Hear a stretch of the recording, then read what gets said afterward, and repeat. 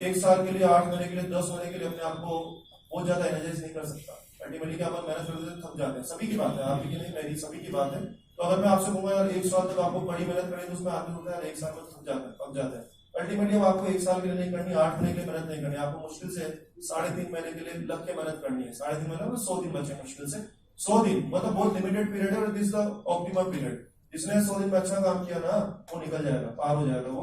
तो 100 दिन जो आपके पास बचे उसमें खूब लग के काम करिए, और बेकार के लोड हटाइए दिमाग में से कि अपने रिलेटिव क्या कह रहे हैं, अपने पुराने दोस्त क्या कह रहे हैं, वो क्या कह रहा है, ये क्या कह रहा है, मैं क्या सोच रहा हूँ कि मेरे को नुकसान हो गया, मेरे को फायदा हो गया। जिंदगी में बहुत सारे प्लस माइनस होते हैं। जिंदगी में कई बार आपको नुकसान लगता है, लेकिन कई बार ऐसा कोई काम हो जाता है जिसमें आपका नुकसान रिकवर हो जाता है। होता है कि नहीं होता है ना? ऐसा थोड़ी कि एक बार किसी को नुकसान हो तो जिंदगी में नुकसान ही हुआ क्या।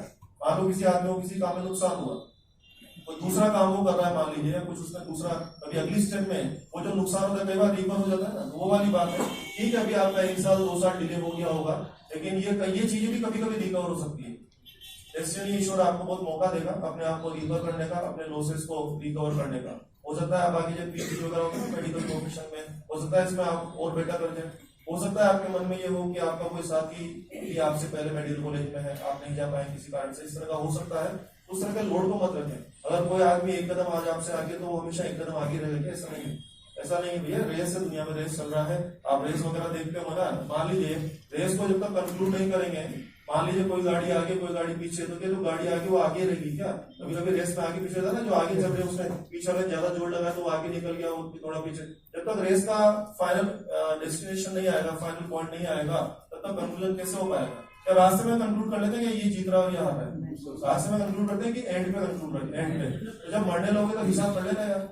जब आप मरने लगोगे, जब आप बिल्कुल डेथ बेड पे होंगे 60 70 80 साल की उम्र में, तब हिसाब लगा लेना कि यार मेरे को नुकसान हुआ था कि फायदा हुआ था। अभी से क्यों हिसाब लगा रहे? अभी रेस खत्म हो गया कि चल रहा है? चल रहा है। अभी तो आपका जीवन शुरू हुआ है, अभी आपका जीवन बहुत लंबा जा रहा है। अभी आप 60 70 80 साल तक जियोगे, तो बहुत सारे नुकसान झेलोगे, बहुत सारे फायदे भी आप झेलोगे। जगह जगह आपके फेवर की बात भी होगी, जगह जगह आपके अगेंस्ट बात भी होगी।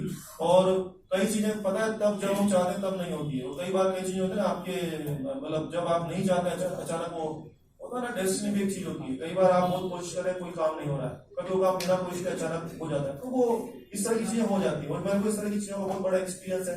मेरी एक लिमिटेशन में आप बोल नहीं सकता, क्योंकि वीडियो बना रहे हैं आप लोग, तो मेरी एक लिमिटेशन है, बहुत डिटेल में नहीं बोल सकता।